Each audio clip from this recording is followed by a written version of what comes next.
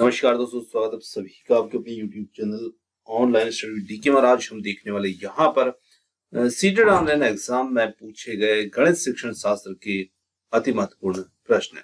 दोस्तों ये प्रश्न आपको आने वाले आपके जो सीटेट एग्जाम दिसंबर 2022 के लिए काफी हेल्पफुल रहेंगे, क्योंकि इन प्रश्नों के माध्यम से आप समझ पाएंगे किस प्रकार के प्रश्न सीटेट ऑनलाइन एग्जाम में पूछे जाते हैं। तो आइए और स्टार्ट करते हैं, और उसी सीरीज में हमारा जो आगे के जो क्वेश्चन रहेंगे वो आज आपको देखने को मिलेंगे। तो बढ़ते हैं फर्स्ट क्वेश्चन की ओर। सबसे फर्स्ट क्वेश्चन है यहाँ पर, स्थानीय मान की संकल्पना के शिक्षण के लिए अध्ययन कक्षा में भिन्न भिन्न प्रकार की सामग्री जाती है, जैसे गिनतारा, डीन्स ब्लॉक, ₹1, ₹10, ₹100 के नकली नोट। मुद्रा। उपरोक्त स्थिति में अध्यापक डीन्स सिद्धांत के किस नियम का यहाँ पर आश्रय ले रहे हैं? देखिए यहाँ पर स्थानीय मान की जो संकल्पना है उसके लिए जो शिक्षक हैं वो अपने अध्यापन की जो कक्षा है, उनके गणित की जो कक्षा है, वहां पर भिन्न भिन्न प्रकार की जो सामग्री जो है उपयोग में लाते हैं या उपयोग में की जाती है। जैसे यहाँ पर गिनतारा है और वगैरह वगैरह ये बताएं। तो यहाँ पर पूछा है कि ये स्थिति में, उपरोक्त स्थिति में अध्यापक जो है डीन्स सिद्धांत के कौन से नियम का यहाँ पर आश्रय ले रहे हैं? गतिक नियम है, गणितीय परिवर्तनशीलता नियम है, बोधात्मक परिवर्तनशीलता या रचनात्मक नियम। तो देखिए यहाँ पर शिक्षक जो हैं वो बोधात्मक परिवर्तनशीलता नियम, जो कि डीन्स सिद्धांत का नियम है, उसका आश्रय शिक्षक यहाँ पर ले रहे हैं। तो यहाँ पर निश्चित रूप से ऑप्शन नंबर 3 जो होगा वो इसमें उत्तर होगा। अगला प्रश्न आता है, त्रुटियां गणित में एक महत्वपूर्ण भूमिका निभाती है, यह वाक्य रिक्त स्थान है। तो ये वाक्य गलत है, क्योंकि त्रुटियां गणित के प्रति लापरवाही वाली अभिवृत्ति को दर्शाती है। सही है, क्योंकि यह शिक्षक को समझने में मदद मिलती है और गणितीय अवधारणाओं का निर्माण कैसे किया जाए। तो थर्ड है गलत है, क्योंकि गणित त्रुटि रहित विषय है। और फोर्थ है सही है, क्योंकि त्रुटियां कम बुद्धि लब्धि या IQ को दर्शाती है। तो देखिए त्रुटियां जो होती है वो सही होती है, क्योंकि शिक्षक को यह समझने में मदद मिलती है कि गणितीय अवधारणाओं का निर्माण कैसे किया जाए। तो यहाँ पर सही रहेगा ऑप्शन नंबर 2, और क्योंकि त्रुटियां जो होती है वो हमारे सीखने का हिस्सा होती है, तो ऑप्शन नंबर 2 यहाँ पर उत्तर रहेगा। आगे देखिए अगला प्रश्न आता है, जब दो भिन्नों का योग करने के लिए कहा जाता है तब बहुधा इस साधारण त्रुटि का सामना होता है। अंश को अंश में जोड़ देते हैं, हर को हर में। इस भ्रांति का क्या संभावित कारण हो सकता है? अध्यापक की संकल्पनात्मक समझ में कमी, या फिर कक्षा में छात्रों के ध्यान में कमी, या फिर योग में सीखे गए तथ्यों का सामान्यीकरण भिन्नों पर लागू करना, या फिर शिक्षण अधिगम सामग्री का सुलभता से प्राप्त नहीं होना। तो यहाँ पर क्या इस भ्रांति का यहाँ पर संभावित कारण हो सकता है? तो यहाँ पर हम कह सकते हैं कि योग में सीखे गए तथ्यों का सामान्यीकरण भिन्नों पर बच्चे यहाँ पर लागू कर रहे हैं। तो वहां पर ऑप्शन नंबर 3 जो होगा वो होगा इसमें उत्तर, ऑप्शन 3। आगे बढ़ते हैं। अगला प्रश्न आता है यहाँ पर, छात्रों की आंकड़ों के संग्रहण की समझ के आकलन के लिए सर्वाधिक उपयुक्त रचनात्मक कार्य है। तो यहाँ पर कौन सा सर्वाधिक उपयुक्त रचनात्मक कार्य रहेगा? कक्षा में विचार विमर्श, वर्ग पहेली, सर्वेक्षण पर आधारित परियोजना, या फिर भूमिका अभिनय। तो देखिए हम छात्रों के अंदर आंकड़ों के संग्रहण की समझ का आकलन करने के लिए यहाँ पर जो कार्य है उसको अपना रहे हैं। तो हम बच्चों को सर्वेक्षण पर आधारित एक प्रोजेक्ट दे सकते हैं, एक परियोजना दे सकते हैं, और उसके माध्यम से हम बच्चों का आंकड़ों के प्रति कितनी समझ उनके अंदर आई है इसका आकलन हम कर सकते हैं।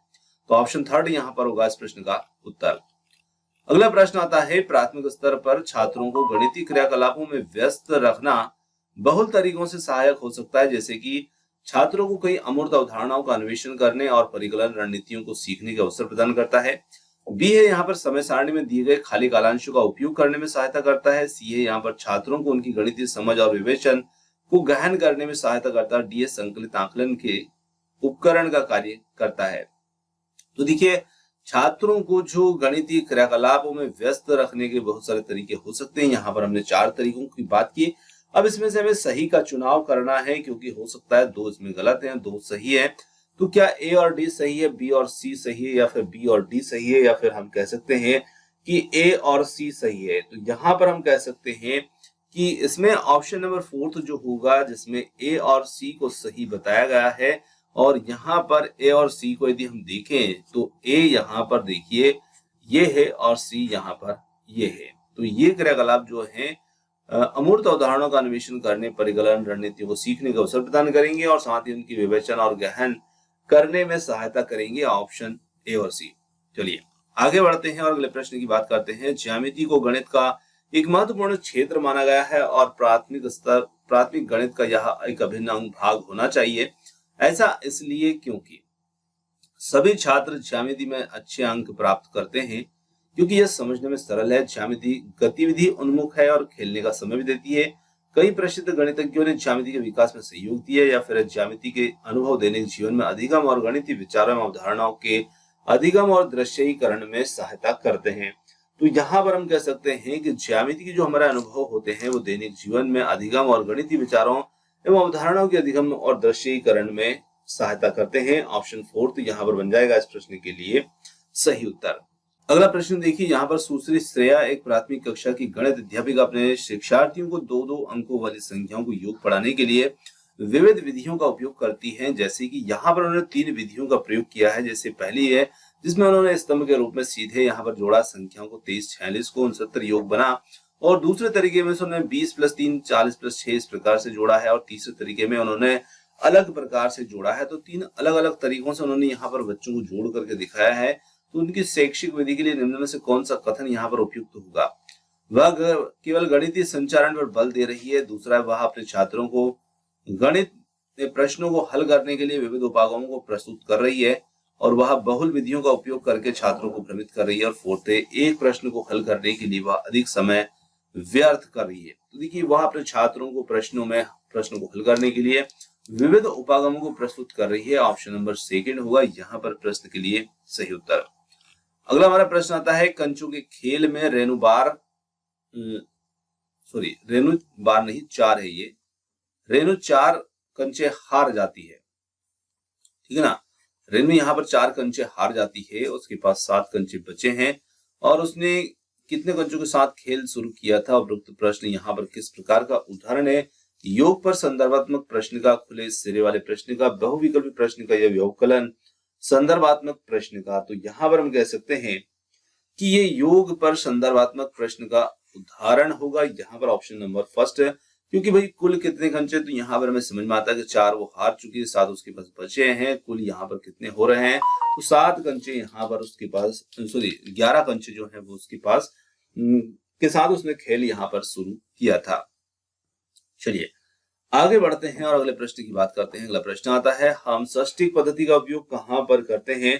तो षष्टिक पद्धति का उपयोग आंकड़ों के प्रमाणीकरण, परिमापन के लिए, कोणों की मापने के लिए, दूरी को फुट और गज में मापने के लिए, हिंदी अरबी संख्याओं के लिए। तो यहाँ पर हम कह सकते हैं इसका उपयोग हम करते हैं कोणों को मापने के लिए। ऑप्शन नंबर 2 होगा यहाँ पर उत्तर।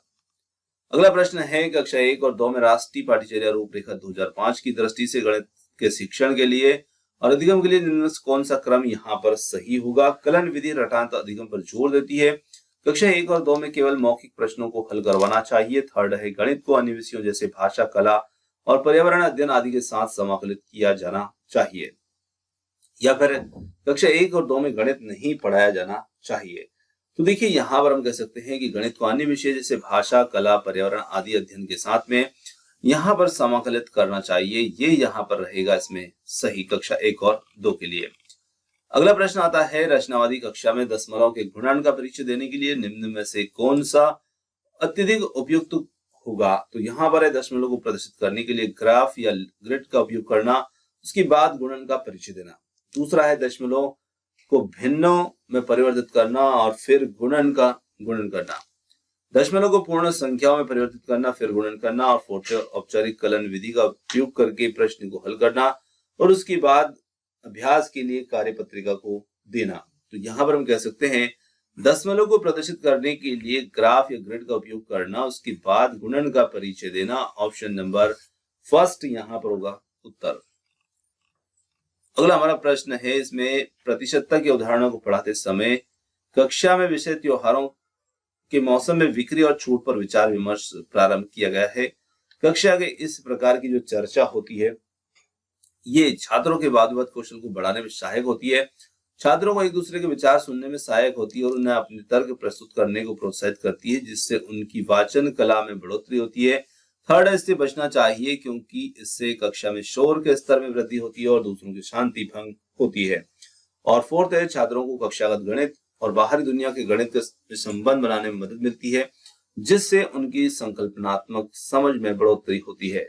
तो देखिए, जब हम बच्चों को प्रतिशतता की अवधारणा पढ़ा रहे हैं और वहां पर हम मौसम के अनुसार जो फलों या किसी प्रकार की चीजों में बिक्री और छूट पर विचार विमर्श उनसे करते हैं, तो इस प्रकार की जो चर्चा होगी निश्चित रूप से ये छात्रों को कक्षागत और गणित और बाहरी दुनिया के गणित के संबंध बनाने के लिए मदद मिलेगी और निश्चित रूप से उनकी जो संकल्पनात्मक समझ होगी उसमें यहाँ पर वृद्धि होगी। आगे देखते हैं, अगला प्रश्न आता है, गणित बच्चों को के गणितीय चिंतन के आकलन के लिए निम्न प्रश्नों में से कौन सा अत्यंत उपयुक्त है। 4.25 को 0.5 से हल करें, यानी कि गुणा करें। दूसरा, यदि एक फल की कीमत 4.25 प्रति किलोग्राम है तो आप 0.5 किलोग्राम के लिए कितना खर्च करेंगे। यदि 4.25 को 0 और 1 से 1 के बीच किसी संख्या से गुणा किया जाए तो गुणनफल 4.25 से कम या अधिक होगा, स्पष्ट कीजिए। या फिर फोर्थ है, 4.25 को 0.5 से गुणा करने की मानक कलन विधि की व्याख्या कीजिए। तो यहां पर हम कह सकते हैं कि यदि 4.25 को 0 से 1 के बीच किसी संख्या से गुणा किया जाए तो गुणनफल इससे कम होगा या अधिक होगा, स्पष्ट कीजिए। यहां पर गणितीय चिंतन में आकलन के लिए प्रश्न उपयुक्त होगा। तो ऑप्शन नंबर थर्ड यहां पर होगा इस प्रश्न का उत्तर। आगे बढ़ते हैं और अगले प्रश्न की बात करते हैं। अगला प्रश्न आता है, इनमें से कौन सी गतिविधि एक शिक्षिका कक्षा 2 के बच्चों के एक अंक की संख्याओं के व्यवकलन पढ़ाने के लिए उपयोग कर सकती है। 6 बिंदु बनाना, उनमें से 2 बिंदुओं पर गोला लगाना, फिर बच्चों से बचे हुए बिंदुओं को गिनने के लिए कहना, यही गतिविधि समान प्रकार के उदाहरणों से दोहराना। दूसरा यहाँ पर है, श्यामपट्ट पर 6 - 2 = 4 लिखना और बच्चों को उसे 10 बार अपनी कॉपी में लिखने के लिए कहना। थर्ड है, शिक्षिका को श्यामपट्ट पर लिखे हुए सभी सवालों को जोर से पढ़ने के लिए कहती है। फोर्थ है, शिक्षिका बच्चों को बहुत सारी संख्यात्मक समस्याएं जैसे 17 - 8, 14 - 12 आदि अभ्यास के लिए देती है। तो देखिए, यहाँ पर हम बात जो कर रहे हैं कक्षा 2 के बच्चों की कर रहे हैं और बच्चों को एक अंक की संख्याओं के व्यवकलन को पढ़ाने के लिए उपयोग कर सकती है, उस गतिविधि का चयन हमें यहाँ पर करवाना है। तो कक्षा 1 और 2 के लिए 6 बिंदु बनाना, उनमें से 2 बिंदुओं पर गोला बनाना, फिर बच्चों से बचे हुए बिंदु को गिनने के लिए कहना और यही गतिविधि समान प्रकार के उदाहरणों से शिक्षिका दोहरा सकती है, क्योंकि बच्चे छोटे हैं तो उनके लिए उस स्तर की गतिविधि यहाँ पर महत्वपूर्ण रहेगी। अगला हमारा प्रश्न आता है, रेहाना गणित की एक अच्छी अध्यापिका बनना चाहती है। गणित की अच्छी अध्यापिका बनने के लिए उसमें रिक्त स्थान का होना या होनी चाहिए। तो यहाँ पर हम कह सकते हैं, छात्रों को गणित ओलंपियाड के लिए तैयार करना, या फिर संकल्पनात्मक समझ और गणित ज्ञान को वास्तविक जीवन से संबोधित करने की क्षमता, सिद्धांत और सूत्रों का स्मरण करने की क्षमता, या फिर मानसिक गणित की समस्याओं को हल करने की क्षमता। तो निश्चित रूप से शिक्षिका के अंदर यहाँ पर संकल्पनात्मक समझ और गणित ज्ञान को वास्तविक जीवन से संबोधित करने की जो क्षमता है वो शिक्षिका के अंदर रहना चाहिए। तो निश्चित रूप से शिक्षिका यहाँ पर गणित की एक बहुत अच्छी अध्यापिका बन जाएंगी।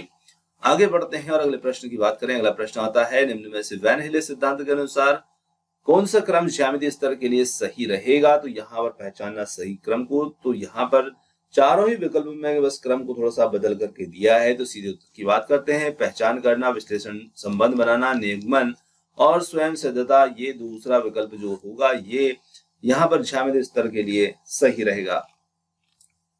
अगला प्रश्न है, निम्नलिखित में से कौन सा कथन गणित की प्रकृति के बारे में सही नहीं है। जो कथन सही नहीं है उसे यहाँ पर देखना है।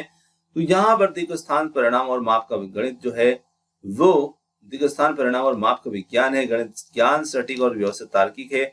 गणितीय भाषा अच्छी तरह से परिभाषित और स्पष्ट है और गणित सभी प्रमेय और अभिग्रहित प्रमाणित तथ्य हैं। तो यहाँ पर जो है वो गणित की प्रकृति में जो सही नहीं होगा वो होगा ऑप्शन नंबर फोर्थ, यहाँ पर फोर्थ।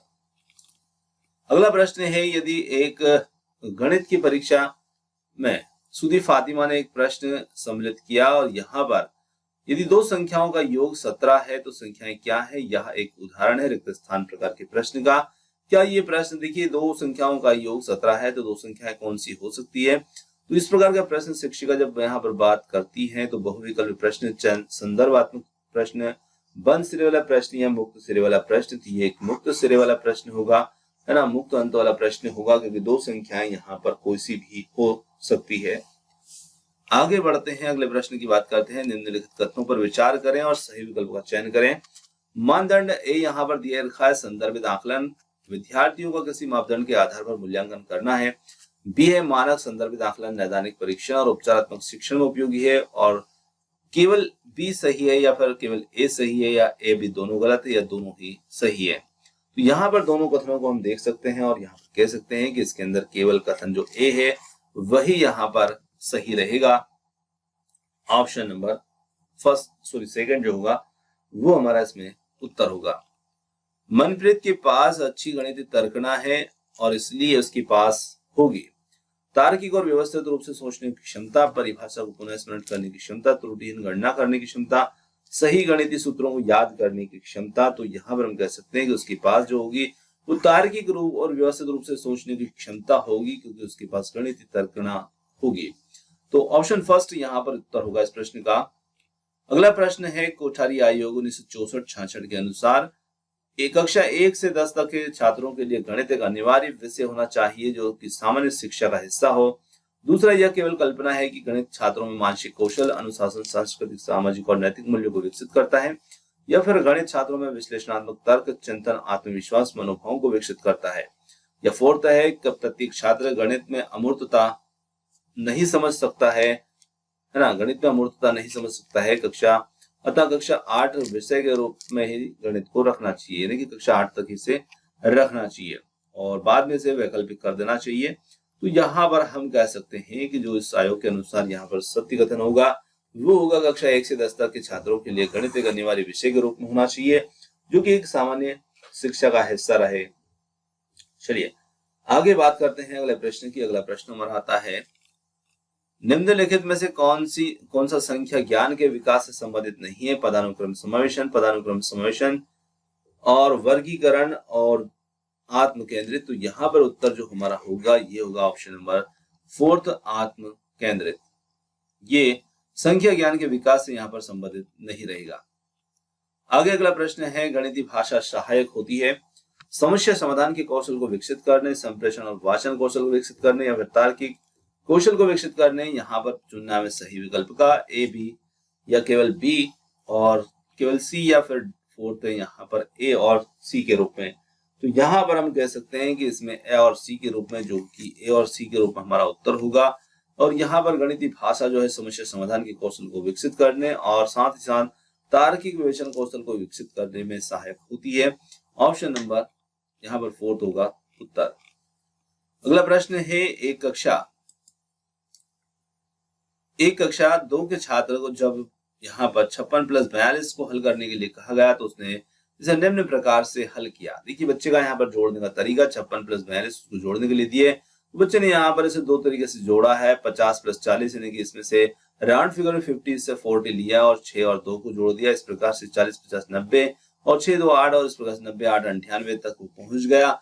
तो एक गणित के अध्यापक के रूप में आपकी इस छात्र के प्रति क्या प्रतिक्रिया रहेगी? तो यहाँ पर क्या आप छात्र को प्रश्न हल करने के लिए अपनी स्वयं की रणनीति अपनाने के लिए हतोत्साहित करेंगे?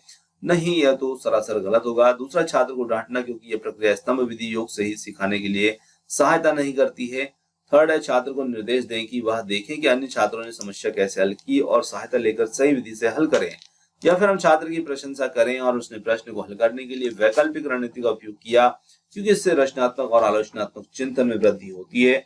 तो बिल्कुल यहाँ पर छात्र प्रशंसा का पात्र होगा, क्योंकि उसने अपने अलग तरीके से यहाँ पर समस्या को हल किया है और उसने अपनी रणनीति को अपनाया है।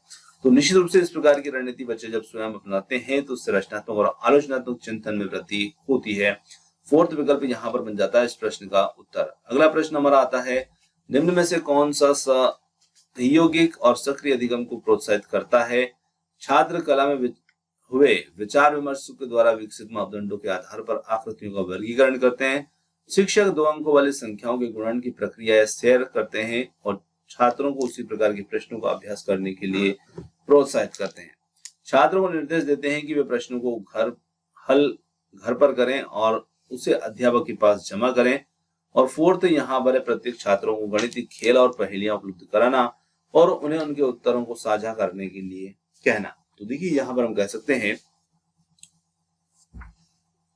छात्र कला में हुए विचार विमर्श द्वारा विकसित मापदंडों के आधार पर आकृतियों का वर्गीकरण करते हैं। ये यहाँ पर सहयोगी और सक्रिय अधिगम को प्रोत्साहित करेगा। ऑप्शन नंबर फर्स्ट, क्योंकि बच्चे यहाँ पर विचार विमर्श के माध्यम से कर रहे हैं।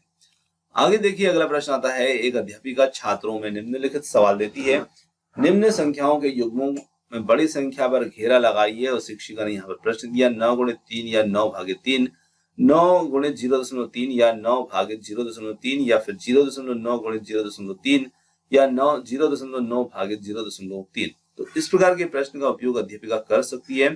तो पूर्ण संख्याओं में गुणन और विभाजन के आकलन के लिए या फिर नैदानिक परीक्षा के रूप में इसका उपयोग दशमलव संख्याओं में गुणन और विभाजन की भ्रांतियों को संबोधित करने के लिए किया जा सकता है। यहाँ आंकने के लिए कि क्या छात्र 3 और 9 के पहाड़ याद हैं या फिर पूर्ण संख्याओं की तुलना के लिए, तो यहाँ पर हम कह सकते हैं कि नैदानिक परीक्षा में के रूप में इसका उपयोग दशमलव संख्याओं में गुणन और विभाजन की भ्रांतियों को संबोधित करने के लिए इसका उपयोग किया जा सकता है। और दूसरा विकल्प यहाँ पर बनेगा उत्तर। अगला हमारा प्रश्न आता है यहाँ पर, निम्न में से कौन सी गणितीय प्रक्रिया नहीं है?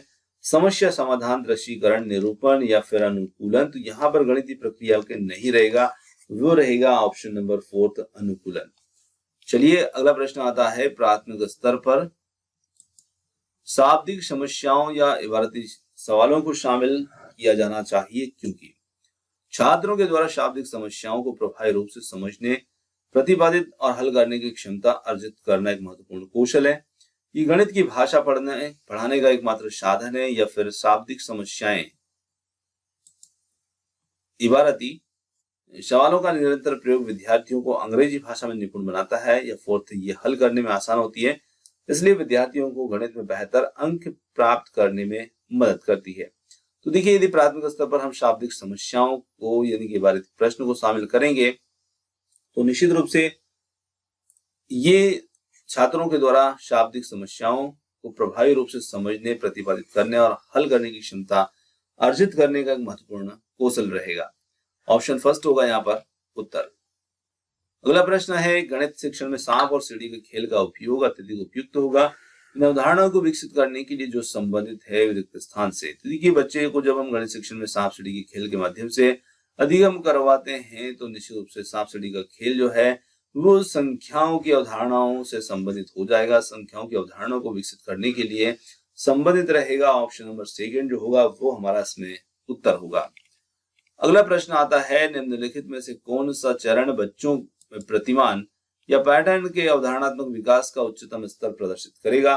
पैटर्न की पहचान करना, पैटर्न का विस्तार करना, नए पैटर्न की नकल करना, नए पैटर्न का सृजन करना। तो यहाँ पर बच्चों में नए पैटर्न का सृजन करना यानी कि बच्चों के द्वारा नए पैटर्न का सृजन करना, ये प्रतिमान पैटर्न अवधारणात्मक विकास का उच्चतम स्तर प्रदर्शित करेगा। Option number fourth.